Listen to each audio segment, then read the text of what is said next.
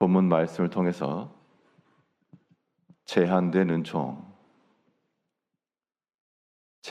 은총이란 제목으로 하나님의 말씀을 증거하겠습니다.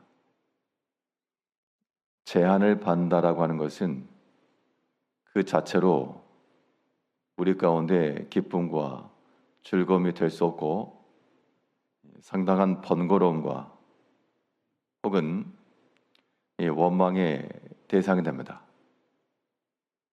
그런데 우리가 지나놓고 보면 이 제한된 것이 큰 축복이라고 하는 것을 또한 깨달을 수 있습니다. 우리의 신앙의 삶 속에서 우리가 모든 것을 다 가지고 있고 모든 것을 다 할 수 있다고 해서 그것이 참된 자유가 아니고 그것이 온전한 복이 될 수 없음을 우리가 알고 때로 하나님께서 우리에게 제한 두신 것, 없게 하신 것, 혹은 행하지 못하게 하신 것, 그것 속에서도 우리는 하나님의 섭리와 은총을 깨달을 수가 있어야 됩니다. 제한된 것에서 은총을 받는다라고 하는 것, 그 은혜를 얻기 위해서 우리는 어떻게 살 것인가? 제한된 것 속에서도 은혜를 누리며 산다는 것은 하나님께서 허락하신 것 안에서 감사하며 살아야 됩니다.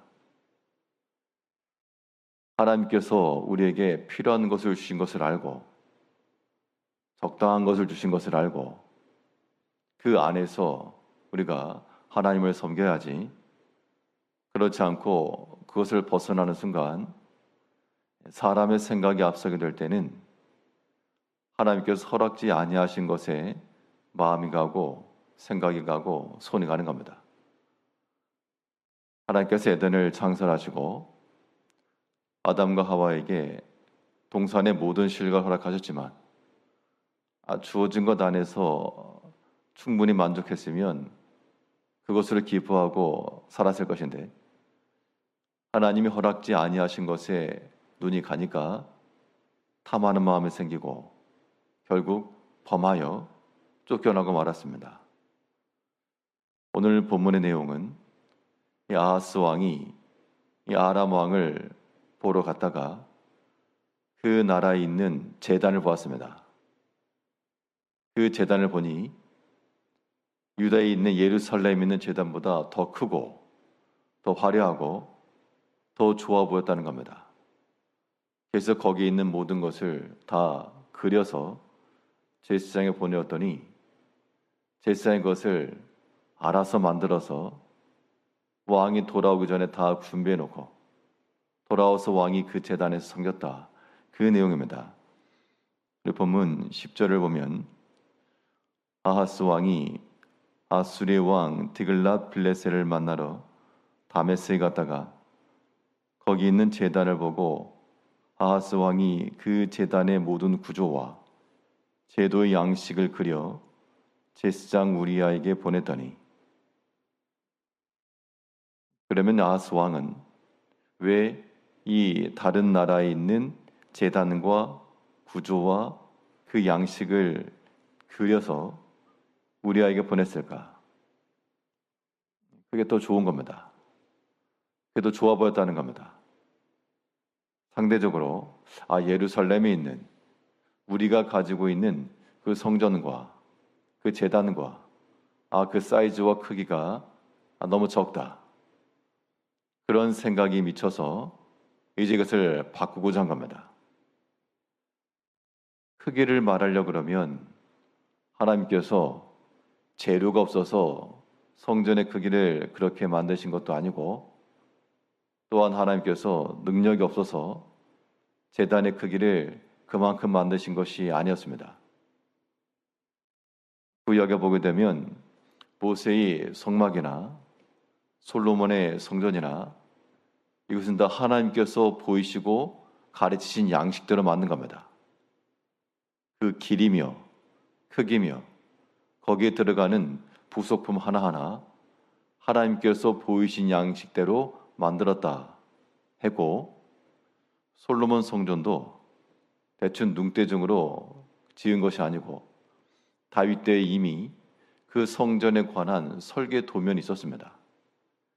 그 설계도를 준비하였고 그대로 솔로몬 때에 지었는데 결국 하나님께서 허락하신 그 내용은 그 다른 나라에 비해서는 작아 보일 수 있고 또 볼품없어 보일 수 있고 그러나 하나님께서 주신 것 그대로 섬기는 것이 가장 귀하고 아름다운 겁니다.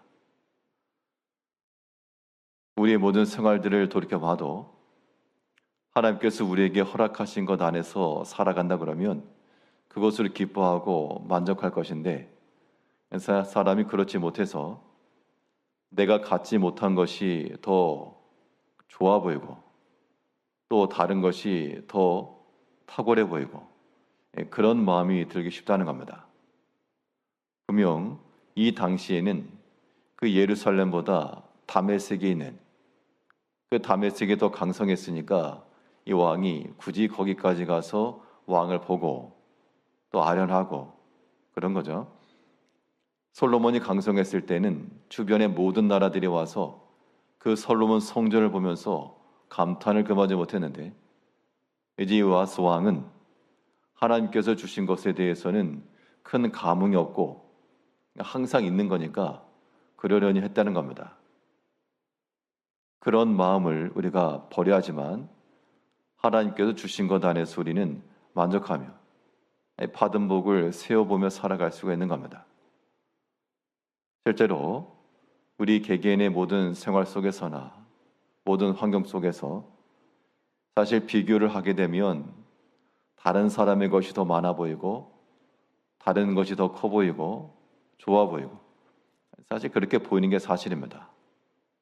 그러나 우리는 하나님께서 허락하신 것을 무엇보다 귀히 여겨서 그 안에서 만족하며 살아가야 되고 여기에는 절대 사람의 생각이 개입이 되어서는 안 됩니다. 그러면 하나님 앞에서의 감사의 생활이라고 하는 것이 중단되고 말죠. 아하스 왕이 그 다메섹의 큰 제단과 그 각양 양식을 보고 이걸 만들어야 되겠다. 이렇게 바꿔야 되겠다. 하고 보냈는데 그러면 그 제사장이 그 도면과 양식을 보고 이 왕 앞에 이해할 것이 아니라 이것은 옳지 않습니다. 하나님께서 주신 것, 하나님께서 명하신 대로 해야지 더 크고 화려하다고 해서 그런 제단을 만들고 거기에 분향하는 것은 옳지 않습니다. 라고 말해야 되는데 근데 이 도리의 제사장이 그 왕의 명령 앞에 알아서 순종하여 왕이 돌아오기도 전에 그 제단을 구비해 놨다고 그랬습니다. 11절에서 아하스 왕이 다메섹에서 돌아오기 전 제사장 우리아가 아하스 왕이 다메섹에서 보낸 대로 모두 행하여 제사장 우리아가 제단을 만든지라. 왕이 다메섹에서 돌아와 제단을 보고 제단 앞에 나아가 그 위에 제사를 드리되 제사를 드리는 행위는 있었지만 왜 드려야 되는지 그 제사를 드린 행위 속에 하나님의 명령과 그 뜻에 순종하고자 하는 마음 이런 것은 결여된 채 그냥 제사 행위만 남았다는 겁니다. 그러니까 그 형식이 다메섹만 못해 보였고 주어진 조건이 더 졸해 보였고 우리가 더 개선하고 나아갈 바가 있고 또 하나님께서 제안하신 것이 있고 이런 면들을 우리가 지혜롭게 생각을 해서 하나님께서 우리에게 허락하신 것 안에서 우리는 그 믿음을 지키는 겁니다. 근데 오늘 본문에서 이 왕이 이제 새롭게 만든 제단에 분향하고 하나님께서 주셨던 그 제도와 양식을 이제 자기 뜻을 따라 변개하고 말았는데 이것을 하나님께서 기뻐하셨다라고는 하지 않으셨습니다. 우리가 인생의 삶 속에서 우리 개인으로나 모든 면에서 우리가 비교하는 마음, 그런 마음이 들어오게 되면 참 슬퍼집니다. 그런데 하나님께서 내게 허락하신 것이 귀하고 가장 아름답고 그런 마음을 지니고 살 때 껍데기만 있는 것이 아니고 그 안에 하나님과 함께 하나님이 주신 것으로 알고 살아가게 되면 우리는 그 안에서 또한 기뻐할 수가 있는 겁니다.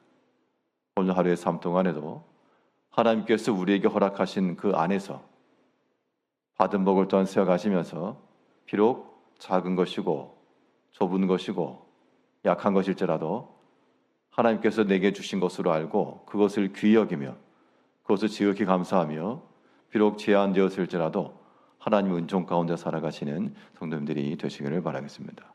기도하겠습니다.